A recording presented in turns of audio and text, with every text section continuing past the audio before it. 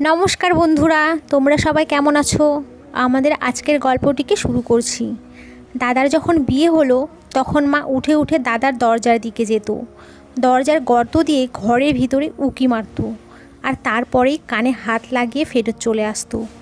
মায়ের এই ধরনের কাণ্ড কারখানা দেখে আমার তো ভীষণ রাগ হতো। কোনো মা এভাবে তার নিজের ছেলে বউয়ের ঘরের মধ্যে উঁকি দেয়? যখন মায়ের এরকম আচরণের জন্য আমি তাকে আটকাতাম আর জিজ্ঞাসা করতাম যে তোমার কি দরকার হয় দাদার ঘরে গিয়ে এরকমভাবে উকিঝুঁকি মারার, তখন মায়ের চোখে জল চলে আসতো। আর তখন সে তার কেঁপে যাওয়া হাত তুলে বলতো, আল্লাহ আমার ছেলেকে ক্ষমা করে দিও, সে আসলে এরকম নয়। তারপরেই বলতো, দেখবে আল্লাহ বৌমাকে ছেড়ে দেবেন না কখনোই।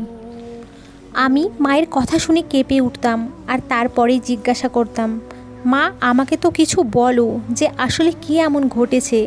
কিন্তু মা আমাকে কিছুই বলতো না। আর তারপর সেই দিন থেকে আমার মা সব সময় আমাকে নিজের সাথেই রাখতো, বৌদির কাছেও যেতে দিত না। হঠাৎ করেই একদিন মায়ের শরীর ভীষণ খারাপ হয়ে গেল, আর তারপরেই সে আমার বিয়ে নিয়ে চিন্তা করতে লাগলো। কিন্তু সময় তাকে সেই সুযোগটাও দেয়নি। কিন্তু মারা যাওয়ার আগে সে আমাকে বলে গিয়েছিল, সোনা মেয়ে, নিজের বৌদির থেকে দূরত্ব বজায় রেখো, আর রাতের বেলা নিজের দরজা ভেতর থেকে তালা দিয়ে শুয়ো, আর বৌদিকে ভেতরে আসতে দিও না। আমি এরকমটাই করতাম। মায়ের মৃত্যুর কিছুদিন মাত্র কেটেছিল। একদিন বৌদি নিজের ঘরের মধ্যে রাতে ব্যথায় চেঁচাতে লাগলো। আমি ভুল করে দরজা খুলে বৌদির ঘরে চলে গেলাম। কিন্তু আমার পায়ের তলা থেকে তো তখন মাটি সরে গেল যখন বৌদি দরজা বন্ধ করে আমাকে। আমার নাম শালুনি, আমার বাড়ি চণ্ডীগড়ে। আমরা দুই ভাই বোন, আর আমার বাবা পুলিশের কনস্টেবলে চাকরি করত। শোনা যায় যে পুলিশরা নাকি ভালো হয় না, তারা ঘুষ নেয়। কিন্তু এরকম কথা যারা বলে তারা কেন এটা ভাবে না এরকম কোনো কাজ আছে কি যেখানে ঘুষ নেওয়া হয় না? আর সমস্ত মানুষ একরকম তো হয় না। কিছু লোকের খারাপ কাজ করার জন্য সেই দোষটা সবার উপরেই এসে পড়ে। যেখানে খারাপ লোক আছে সেখানে ভালো লোকও তো আছে। আমার বাবাও ওই ভালো লোকেদের মধ্যেই একজন ছিল। প্রত্যেকটা মেয়ের জন্যই তার বাবা তার কাছে হিরো হয়। আর আমার বাবা তো ভালোর প্রতিমূর্তি তৈরি করেছিল, আর প্রমাণ করেছিল যে সব পুলিশ একরকম হয় না। আমার মা বলতো যে যখন তাদের বিয়ে হয়েছিল তখন মায়ের বয়স 23 বছর আর বাবা 24 বছরে ছিল। বাবা বেরোজগার ছিল আর চাকরির জন্য চেষ্টা করছিল। কিন্তু যেখানেই সে চাকরির জন্য যেত সবাই এটাই বলতো যে প্রথমে তুমি আমাদের খেয়াল রাখো, তারপর আমরাও তোমার জন্য কিছু একটা ভাববো। আর বাবা এটা বলে উঠে যেত যে ভগবানের কৃপায় আমার বাবা আমাকে কখনো ঘুষ নিতে শেখায়নি, আর আমিও নিজের সন্তানকে তা শেখাবো না। এই জন্যই আপনি আপনার চাকরি নিজের কাছে রাখুন, আল্লাহ আমাকে ভালো রোজগার নিশ্চয়ই দেবেন। তখন যিনি ইন্টারভিউ নিচ্ছিলেন তিনি হাসতে লাগলেন আর বাবাকে বললেন, এই জামানায় বিনা ঘুষে কোনো কাজই সহজে হয় না। যেখানেই চলে যাবেন ঘুষ ছাড়া আপনাকে কেউ সরকারি চাকরি দেবে না। বাবা বলেছিল যে আমি যে কাজই করব সেটা বিনা ঘুষেই করব, আর যদি চাকরি নাও পাই তাহলে সেটা আমার বাজে ভাগ্য। কিন্তু আমি আপনার মতো মানুষের পকেট ভরার জন্য একটা টাকাও দেব না। আর বাবা ঘরে চলে আসলো। কিছুদিন এভাবেই কেটে গিয়েছিল। তারপর একদিন মা বলল, চিন্তা করো না, ঈশ্বর ভালোই করবে। যে জিনিসটা কপালে লেখা আছে সেটা তুমি পেয়েই ছাড়বে। বাবা বলল, যেখানেই যাই সব থেকে আগে ঘুষের নামে মিষ্টি চাওয়া হয়। আমার পড়াশোনা কেউ দেখতো না, কিন্তু আমি ভেবেই নিয়েছিলাম যে চাকরি আমি পাই না কেন, আমার আল্লাহকে সাক্ষী বানিয়ে আমি সেই কাজটাই সৎভাবে করে যাব। আর যেই সমস্ত লোকেরা এটা বলেই আমাকে অফিস থেকে বের করে দিত যে তোমার মতো লোকের কখনোই চাকরি করতে পারবে না, তাদেরকে আমি দেখাবো যে আল্লাহর কৃপায় এখনও এরকম লোক আছে যে কিনা ঘুষ না নিয়েও চাকরি করতে পারে। বাবা তাই এভাবেই নিজের চাকরি করার চেষ্টাটাকে বজায় রেখেছিল। একদিন সে বাজার থেকে ঘরে ফেরার সময় রাস্তায় দেখতে পেল দুটো লোক একটা লোককে ঘিরে ধরে দাঁড়িয়ে আছে, আর তার থেকে টাকা পয়সা ছিনতাই করছে। সবাই পাশ দিয়ে যাতায়াত করছিল, কিন্তু কেউ সেই লোকটাকে সাহায্য করেনি। বাবা ভীষণ সাবধানে ওই দুটো চোরের মাথায় কিছু দিয়ে মেরেছিল। সব কিছু এত তাড়াতাড়ি হয়ে গিয়েছিল যে সেই দুটো চোর সামলাতে পারেনি আর নিজের মাথা ধরে পড়ে গেল। তারপর সেই লোকটা যাকে ছিনতাই করা হচ্ছিল সে নিজের গাড়ি থেকে মোবাইল বের করে পুলিশকে ফোন করলো। কিছুক্ষণ পরেই পুলিশ পৌঁছে গেল আর ওই দুটো চোরকে গ্রেপ্তার করে নিল। তখন ওই লোকটা আমার বাবাকে ধন্যবাদ দিল আর বলল যে এত লোকজন এখান দিয়ে যাতায়াত করছিল কিন্তু কেউ নিজেকে সমস্যায় ফেলতে চায়নি, কিন্তু আপনি আমার সাহায্য করেছেন। যতদিন আপনার মতো লোকেরা এই দুনিয়ায় থাকবে ভগবানের কৃপায় কেউ কারোর কিচ্ছু বিগড়াতে পারবে না। সাহায্যপ্রাপ্ত লোকটি বাবাকে বলল, আসুন আমি আপনাকে ঘরে পৌঁছে দিই। বাবা বলল, আমি আপনাকে সাহায্য করেছি, তার জন্য আমার পুরস্কারের প্রয়োজন নেই। সেই লোকটা বলল, আপনি ভীষণ ভালো মানুষ, আপনার সাথে দেখা করে আমি ভীষণ খুশি হলাম। আর তারপর বাবা ঘরে চলে এলো। কিছুদিন পরে বাবা আবার ইন্টারভিউয়ের জন্য গেল। আর যখন বাবার নম্বর আসলো সেই লোকটাই পুলিশের ইউনিফর্ম পরে চেয়ারে বসেছিল। যখন সে বাবাকে দেখলো অবাক হয়ে গেল। তখন সে বলল, দেখুন এটাকেই ভাগ্য বলে। আমি জানি আপনি একজন ভালো মানুষ, আর আমি যদি আপনাকে এই চাকরিটা দিই তাহলে আপনি বুঝবেন আমি আপনাকে আপনার উপকারের বদলে চাকরি দিচ্ছি। বাবা বলেছিল এটি কোনো ভালো কাজের জন্য করা উচিত, কারণ যারা ভালো কাজগুলি মনে রাখে তাদের মধ্যে এই ইচ্ছাটি তৈরি হতে শুরু করে যে তারা অন্যকে তাদের প্রতি কৃতজ্ঞ দেখাতে চায়। আমি যদি এই কাজ করতে সক্ষম হই তাহলে ঠিক আছে, না হলে আমাকে অনুমতি দিন। এখন সেই পুলিশ লোকটি বলল, ঠিক আছে, আপনি যদি এটি করতে সক্ষম হন তবেই আমরা আপনাকে ফোন করে জানিয়ে দেব। এরপরেই বাবা বাড়ি চলে আসলো। আর তারপর 1 মাস পরে বাবা চিঠি পেল যে বাবার পুলিশের চাকরি হয়ে গেছে। যেদিন বাবার জয়নিংয়ের ডেট ছিল সেই দিন থেকে সেই পুলিশওয়ালা লোকটি, যে কিনা বাবার থেকে বড় ছিলেন, উনি বাবাকে বলেছিলেন, আপনি এই চাকরিটার জন্যই সঠিক, এজন্য আপনি আজ এখানে। এটাকে তুমি দয়া বা উপকার ভেবো না। বাবা মা ভীষণ খুশি ছিল। আর সময় এভাবেই কাটতে লাগলো। ভাইয়ের পড়াশোনা পুরো হয়ে গেল, তারপর সেও ব্যাংকে চাকরি পেয়ে গেল। মা বাবা ভীষণ খুশি ছিল এবং একটা ভালো জীবন কাটাচ্ছিল তারা। বাবার সার্ভিস শেষ হতে 1 বছর বাকি ছিল। বাবা আমার সম্বন্ধ দূর সম্পর্কের একটা মাসির বাড়িতে আর ভাইয়ের সম্বন্ধ নিজের এক বন্ধুর বাড়িতে করেছিল। ব্যাস, শুধুমাত্র বিয়ে করাতেই বাকি ছিল। বাবা এখনও পর্যন্ত বাড়ি সম্পত্তি কিচ্ছু বানায়নি। বাবার কাছে যে মোটরসাইকেলটা ছিল সেটাও চাকরির আগেকার। বাবা বলতো যে যতটা আমার বেতন সেটা দিয়ে খাওয়াই সম্ভব, আর সেটাও লুটের মালের মতোই ভেবে নেওয়া উচিত। বাবা একদিন ডিউটিতে ছিল আর প্রধান সড়কে সে ডিউটি করার জন্যই দাঁড়িয়েছিল, যখন তার সামনে কিছু লোক জোর জবরদস্তি করে কিছু মহিলা আর কিছু বাচ্চাকে ধরে নিয়ে যেতে লাগলো। বাবা যখন চেকিং করার জন্য তাদেরকে আটকালো, বাবার সাথে থাকা ডিউটিতে একজন অফিসার বলেছিলেন, আপনি এদেরকে যেতে দিন, এরা আমার চেনা জানা লোক। বাবা বলেছিল, সন্দেহ আছে এজন্য এদের চেকিং করতে চাই। বাবার নিজের অফিসারের কথায় সন্দেহ ছিল, এজন্য বাবা আগে থেকেই সিনিয়র অফিসারদের কথা জানিয়ে রেখেছিল। এদের মধ্যে একজন মহিলা বাবাকে ইশারায় হাত জোর করে সাহায্য চাইছিল।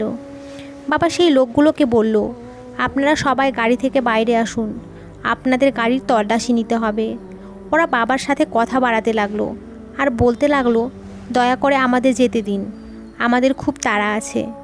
বাবা বলল, তোমরা এই বাচ্চাগুলোকে আর এই মহিলাদের যেতে দাও আর নিজেদেরকে পুলিশের কাছে সঁপে দাও, তোমাদের জন্য এটাই ভালো হবে। কিন্তু তারা মানেনি। যখন দূর থেকে পুলিশের দ্বিতীয় গাড়ি দেখা গেল তখন তারা জবরদস্তি পালাতে লাগলো। আর তখনই বাবা একটা লোককে ধরে ফেললো।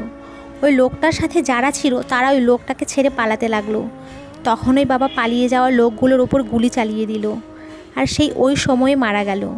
আর যে লোকটাকে ধরেছিল ওই লোকটা চালাকি করে বাবার পিস্তল কেড়ে বাবাকে গুলি চালিয়ে দিল। অন্য লোকটা গাড়ি নিয়ে পালানোর আগেই অন্য দিক দিয়ে পুলিশ এসে পৌঁছে গিয়েছিল। পুলিশ পালাতে যাওয়া লোকটাকেও ধরে নিল। আর বাবাকে নিয়ে যখন হসপিটালে পৌঁছালো তখন আমার বাবা এই দুনিয়া থেকে চলে গিয়েছিল। যেই পুলিশ অফিসার বাবার সাথে ডিউটিতে ছিল তাকেও গ্রেপ্তার করা হলো, কেননা তাকেও সন্দেহ করা হয়েছিল। যখন খোঁজ নেওয়া হলো তখন জানা গেল যে অফিসার বাবার সাথে ডিউটিতে ছিল সে নিজেই ওই লোকগুলোর সাথে মিলেছিল। কিন্তু আফসোস, যতক্ষণে সব কিছু জানা গেল বাবা এই দুনিয়ায় নেই। আমার বাবা শহীদ হয়ে গিয়েছিল। বাবা চলে যাওয়ার পর আমাদের উপর যেন সমস্যার পাহাড় ভেঙে পড়ল। মা আমাদের ভাই বোনকে ভীষণ সমস্যার মধ্যে সামলাচ্ছিল। বাবার চলে যাওয়ায় দুঃখ আমি সহ্য করতে পারছিলাম না। আমি অসুস্থ হতে লাগলাম। মা আর দাদা আমাকে অনেক বোঝানোর চেষ্টা করেছিল যে এটা এমনই দুনিয়া, এই দুনিয়া থেকে একদিন চলে যেতেই হবে। তুমি নিজেকে সামলাও আর একটুখানি কিছু খাও। তোমার জন্য আমি আর মাও কোনো খাবার খাইনি। কিন্তু আমার কোনো জ্ঞানই ছিল না। দাদা কাঁদতে কাঁদতে ঘর থেকে বেরিয়ে গেল। আর মা বলল, শালুনি, আমাদের জন্য না হয় বাবার কথা মনে করে খেয়ে নাও। তোমার বাবার আত্মার কত কষ্ট হবে ভেবেছো? তখন আমি বেশ কয়েকদিন পর খাবার খেয়েছিলাম। এভাবেই 1 বছর কেটে গেল। একদিন মা বলল, তোমার ভাই কিছু সমস্যার মধ্যে আছে, তুমি জিজ্ঞাসা করো, তোমাকে তো কোনো কথা লুকায় না। দাদা যখন ঘরে আসলো সোজা নিজের ঘরে চলে গেল। কিছুক্ষণ পরে মা বলল, যাও নিজের দাদাকে গিয়ে বলো খাবার খেতে। আমি বললাম, দাদা কি ব্যাপার, কোনো সমস্যা হয়েছে আমাকে বলো। দাদা বলল, কিছু না, আমি একটু ক্লান্ত হয়ে গিয়েছি, একটু আরাম করতে চাই। আর সেই দিন দাদা প্রথমবার আমাকে মিথ্যে কথা বলল। কিছু তো অবশ্যই ছিল, কিন্তু দাদা সেটা বলতে চায়নি। অনেক দিন ধরে মায়ের শরীর খারাপ ছিল। একদিন দাদা ব্যাংকে যাচ্ছিল। আমি বললাম, দাদা মায়ের শরীর কিছু ঠিক না, একটু ডাক্তার দেখিয়ে দাও। দাদা বলল, আমার এমনিতেই দেরি হয়ে গেছে, অন্যদিন ডাক্তার দেখিয়ে দেব। আজ তুমি বুঝে ওষুধ খাইয়ে দাও মাকে, যেটা খেয়ে মায়ের শরীর একটু ঠিক হয়ে যাবে। ভাইয়ের চলে যাওয়ার পরে আমি অবাক হয়ে গেলাম যে কি জানি তার কি হয়েছে। দাদা প্রথমে তো এরকম করতো না, এখন তো যখনই কথা বলতে যায় তখনই রেগে গিয়ে উত্তর দেয়। তারপর একদিন দাদার কোথাও নিমন্ত্রণে যাওয়ার কথা ছিল, আমাকে তাই সে বলল, আমার নতুন জামা কাপড়গুলো ইস্ত্রি করে দিও। কিন্তু আমি ভুলেই গিয়েছিলাম, আমি অন্যান্য কাজে ব্যস্ত হয়ে গিয়েছিলাম। যখন দাদা বাড়ি আসলো আর বলল, শালুনি জামা কাপড় আমার ঘরে রেখে এসো, তখন আমি রান্নাঘরে ছিলাম, আমি শুনতে পাইনি। আর দাদা যখন বাইরে এসে দেখলো যে কাপড় রাখা নেই আর আমি এদিকে খাবার বানাচ্ছি, তখন ওই জোরে চিৎকার করে আমাকে বলল, তুমি কি কালা হয়ে গেছো, তুমি কিচ্ছু শুনতে পাও না? কখন থেকে আমি তোমাকে চিৎকার করে ডাকছি, আমার কাপড় কোথায়? আমি বললাম, দাদা সেটা তো আমি ভুলেই গেছি, ইস্ত্রি করতে ভুলে গিয়েছি। ভাই বলল, বাকি সমস্ত কিছুই মনে থাকে তাই না? কি বানিয়েছো, রান্না করেছো, কি খেয়েছো? শুধুমাত্র এটাই মনে নেই যেটা আমি তোমাকে বলেছিলাম। আমি বললাম যে দিব্যি করে বলছি দাদা, সত্যি আমার মনে ছিল না। তুমি তো জানো আগে কখনো এরকম হয়নি। দাদা রেগে গিয়ে ঘর থেকে বাইরে বেরিয়ে গেল। আমি মাকে বললাম, দাদার কি হয়েছে, আমাকে এত রাগ দেখাচ্ছে কেন? মা বলল, কিছু না, হয়তো নিজের কাজ নিয়ে সমস্যায় আছে, তুমি চিন্তা করো না। ঘরে যখন আসবে তখন আমি কথা বলবো ওর সাথে। বাবার চলে যাবার পর বাড়িতে অদ্ভুত একটা পরিবেশ ছিল। দাদা কথায় কথায় রাগ করতো আর মায়ের সাথে ঝামেলা করতো, যখন কিনা আগে দাদা এরকম ছিলই না। আমাদের যে কোনো সমস্যায় সে নিজের কাজ ছেড়ে দৌড়ে আসতো। কিন্তু এখন মা জ্বরের মধ্যে পড়ে কষ্ট পাচ্ছিল, কিন্তু দাদা কোনো পরোয়াই করতো না। না জানি আমার ঘরে কার নজর লেগে গেছে। আমি নিজে মাকে নিয়ে ডাক্তারের কাছে গেলাম। আমি দাদাকে ফোন করলাম আর মায়ের শরীর খুব খারাপ বললাম। তাকে বললাম ডাক্তারের কাছে মাকে নিয়ে এসেছি, দাদা তুমিও চলে এসো। তখন সে বলল, আমি আমার কাজে ব্যস্ত আছি, তুমি মাকে নিয়ে ঘরে চলে যেও। দাদার সাথে কথা বলার সময় আমি অন্য কারোর আওয়াজ পেলাম যেন ফোনে, আর আমি চিনতে একটুও ভুল করিনি, কেননা ওই আওয়াজটা আমার মামির ছিল। দাদা ওখানে কি করছিল আর আমাকে মিথ্যা কেন বলল? দাদা এটা তো জানতোই যে মামা মামি আমাদের সাথে কি করেনি, তারা তো আমাদের ভালোই ভাবে না। বাবার চলে যাবার পর কখনো এসে আমাদের খবর পর্যন্ত নেয়নি, বরং একদিন আমাদের ঘরে এসে মায়ের থেকে 3 লাখ টাকা চেয়ে বসলো। মা বলেছিল এত টাকা আমাদের কাছে কোথা থেকে আসবে? তখন মামা বলতে লাগলো, তোমার বর তো পুলিশ ছিল, আর পুলিশদের তো ঘুষের রোজগার হয়েই থাকে। মা বলেছিল, ব্যাস অনেক হয়েছে, তুমি ভালো করেই তো জানো যে সে কখনো কারোকে ঠকিয়ে একটা পয়সা নিজের জন্য রাখেনি। আর তুমি কি বুঝবে ভালো মন্দের মধ্যে তফাৎ? তুমি তো সারা জীবন নিজের বউকে দমিয়ে রেখেছো আর অন্যদের ধোঁকা দিয়েই কাটিয়ে দিয়েছো।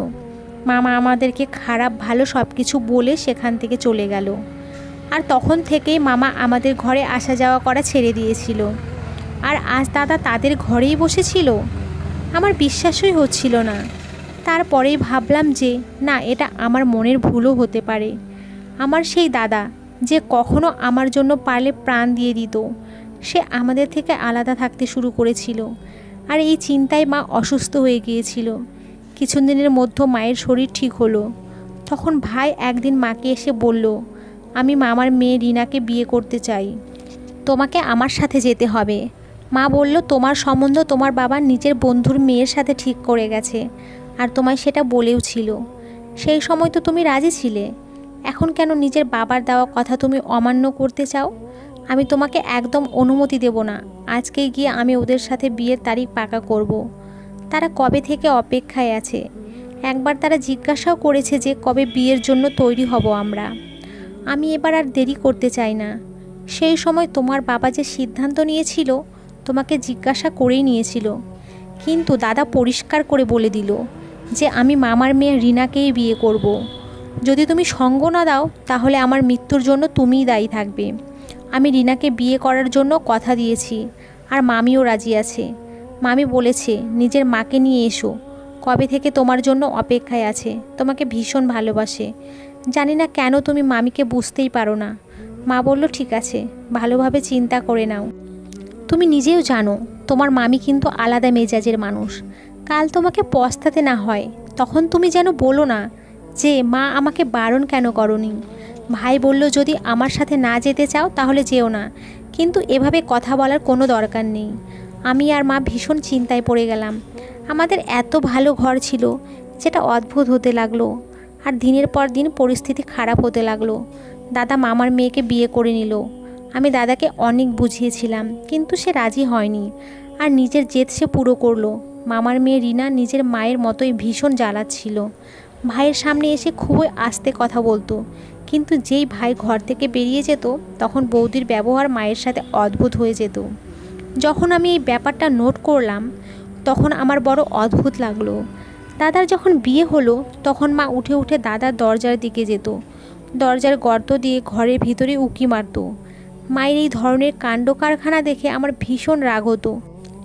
আমি মাকে জিজ্ঞাসা করলে সে আমাকে কিছুই বলতে চাইতো না, কিন্তু মাসিকে সে সমস্ত কথা বলতো, আর তাকে বলতো যে তুমি তাড়াতাড়ি এখানে এসো। মা সব সময় খুব চিন্তায় থাকতো, আর আল্লাহর কাছে প্রার্থনা করতো আমার ছেলেকে ক্ষমা করে দিও। আর আমাকে বলতো তোমার বৌদি রাত হতেই যে ধরনের কাণ্ড কারখানা করে, তুমি দেখো তোমার বৌদিকে আল্লাহ ছাড়বে না। আমি মায়ের কথা শুনে কেঁপে উঠতাম।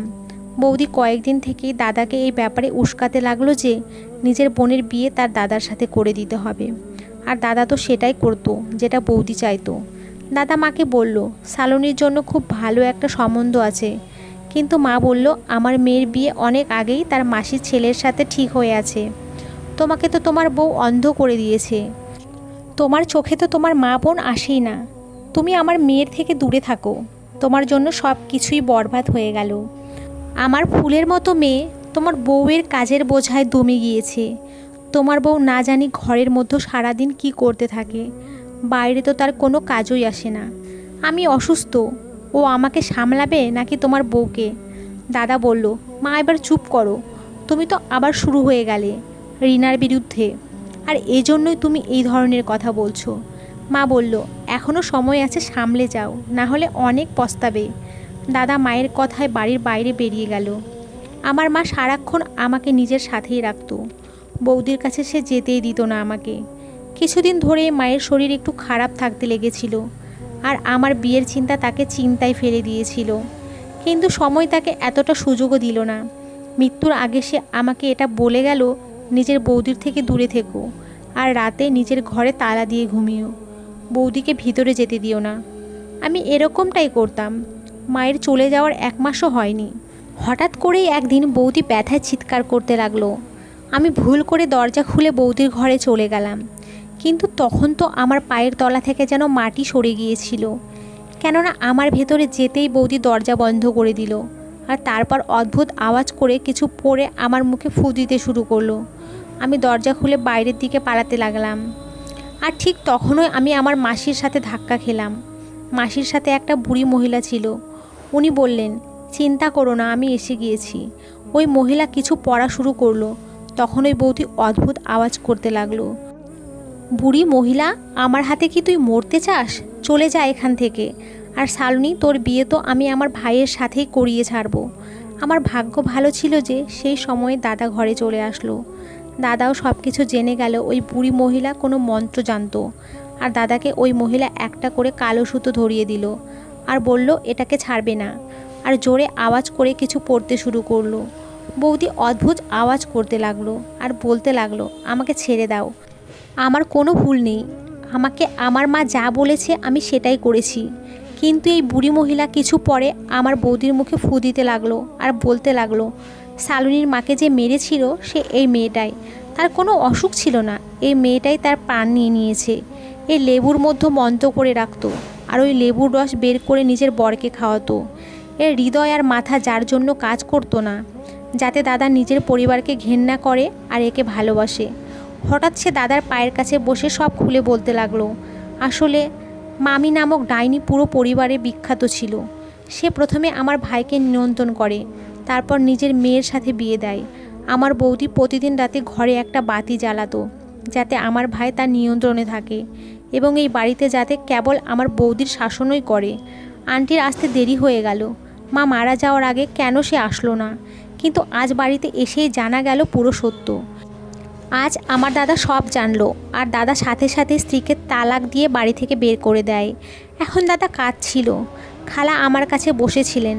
আন্টি বললেন, সব ঠিক আছে, তুমি চিন্তা করো না। আমি খালাকে জড়িয়ে ধরে কাঁদছিলাম। কি অত্যাচার করেছে আমাদের আপনজন, আমার মাকে আমার কাছ থেকে ছিনিয়ে নিয়ে তারা কি পেল? যারা আমার প্রিয়জনকে আমার কাছ থেকে ছিনিয়ে নিল তারা আমার মায়ের কতই না ক্ষতি করলো। তারপর আমি আন্টিকে জিজ্ঞেস করলাম, তুমি এসব জানলে কিভাবে? তখন খালা বলল, তোমার মা এই সত্যটা জানতে পেরেছিল, তিনি আমাকে এখানে ডেকেছিলেন, কিন্তু টিকিট দেরিতে পাওয়ায় সময় মতো পৌঁছাতে পারিনি। দাদা তখনও কাঁদছিল, কিন্তু এখন সময় কেটে গেছে। তবে এতে আমার দাদারও দোষ ছিল না। কালো জাদু একজন ব্যক্তিকে নিজের নিয়ন্ত্রণে থাকতে দেয় না। জাদুকরি যা বলে মানুষ তাই করে। দাদা আমার কাছে ক্ষমা চায়, আমি ক্ষমা করে দিয়েছিলাম, কারণ আমার দাদা ভালো মানুষ ছিল।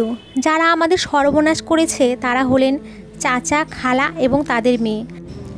তার কয়েক বছর পরেই রিনা একটি দুর্ঘটনার সম্মুখীন হয় এবং সে মারা যায়। মেয়ের দুঃখে চাচি পাগল হয়ে গেছে, হাতের সাথে মামারও পাও ভেঙে গেছে। এই ঘটনার পর 3 বছর হয়ে গেছে। যখনই আমি এইসব মনে করি আমার আত্মা কেঁপে ওঠে, কিন্তু আজও মনে হয় যেন গতকালের ঘটনা। আর বাবা যেখানে ঠিক করেছিলেন ভাইয়ের সম্পর্ক, সেখানেই ভাইয়ের বিয়ে হয়। আমার বৌদি খুব সুন্দর। তারপর কয়েকদিন পরে আন্টি বিয়ে করে আমাকে তার বাসায় নিয়ে গেল। এখানে সবাই খুব সুন্দর। আমার স্বামী অমরজিৎ আমার খুব যত্ন নেয়। খালা পাগল হয়ে গেছে আর সে রাস্তায় ঘুরে বেড়াচ্ছে, আর চাচা খাটের উপর শুয়ে আছে। তিনি তার কর্মের জন্য শাস্তি পেয়েছেন। পরিশেষে আমি শুধু এটুকুই বলতে চাই যে একজন ভালো মানুষ কেন এরকম কাজ করতে গিয়ে ভুলে যায় যে সে যা করছে তার কাছে তা ফিরে আসবে। তো বন্ধুরা, আজকের গল্পটি কেমন লাগলো? যদি ভালো লাগে একটা লাইক দেবেন, আর পরবর্তী গল্পের জন্য চ্যানেলটিকে সাবস্ক্রাইব করুন এবং পাশে থাকা বেল আইকনটিতে ক্লিক করে রাখুন। ধন্যবাদ সবাইকে, ভালো থাকবেন।